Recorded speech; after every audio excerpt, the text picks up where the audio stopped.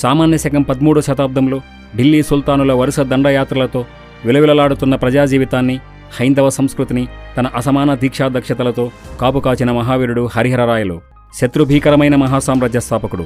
ఇతడికే హరిహరవీరుడు, హక్కరాయలనే బిరుదులు కూడా ఉన్నాయి. ఢిల్లీ సుల్తానులు ఏ గడ్డపై నుండి అయితే తనను బంధించి తీసుకెళ్లి అవమానించారో తిరిగి అదే నేలపై నుండి వారిని సవాల్ చేసి దక్షిణ భారతదేశం వైపు కన్నెత్తి చూడడానికి కూడా సాహసించలేని మహాసామ్రాజ్యాన్ని స్థాపించాడు. సుస్థిరమైన పాలనా వ్యవస్థలతో, మహావీరులైన సైనిక శక్తితో దాదాపు 300 సంవత్సరాలు అన్య పాలకులెవరూ దక్షిణ భారతదేశంలోకి ప్రవేశించకుండా అడ్డుకొన్నదే విజయనగర మహాసామ్రాజ్యం. అపారమైన తన అనుభవ జ్ఞానం నుండి ఇంతటి పటిష్టమైన సామ్రాజ్యాన్ని నిర్మించిన మహాదార్శనికుడు హరిహరరాయలు. విజయనగర సామ్రాజ్యం స్థాపించే నాటికి అక్కడి పరిస్థితులు పూర్తిగా ప్రతికూలంగా ఉన్నాయి.